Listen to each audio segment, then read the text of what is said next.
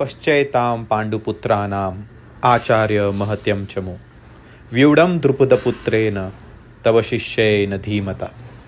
या श्लोकात दुर्योधन गुरु द्रोणाचार्यांना पांडवांची विशाल सेना दाखवत आहेत आणि त्यांना सांगतायत की याची मांडणी द्रुपद राजाचा पुत्र धृष्टद्युम्ननी केली आहे, जो तुमचाच शिष्य आहे.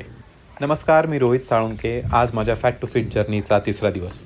मी युजली जिममध्ये जाणं टाळतो कारण की मला जिममध्ये खरं तर खूप बोर होतं, पण वर्कआउटमध्ये व्हेरिएशन्स असावे म्हणून मी वीकमध्ये 2 दिवस तरी जिमला जायचं ठरवलं आहे. खूप दिवसांनी जिममध्ये आलो म्हणून सुरुवात ट्रेडमिलने केली आणि त्यानंतरून बेंच प्रेसचे 3 सेट केले. आज ध्यानाला बसलो तर मन शांत नव्हतं, म्हणून प्रभू श्रीरामांचं नामस्मरण केलं तेव्हा बरं वाटलं.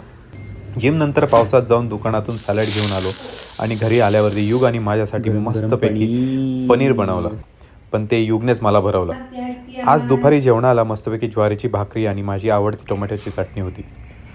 काम करता करता केव्हा जेवणाची वेळ झाली लक्षातच आलं नाही. मग डिनरला आज किनोआ खिचडी आणि सॅलड होतं. गेल्या 6 महिन्यापासून मी जेवणाची सुरुवात सॅलडने करतोय आणि त्यानंतर आपलं नॉर्मल जेवण. आणि या साध्या जेवणाच्या सिक्वेन्स चेंजमुळे मला जो फायदा झाला आहे मी तुम्हाला पुढच्या व्हिडिओमध्ये सांगेन.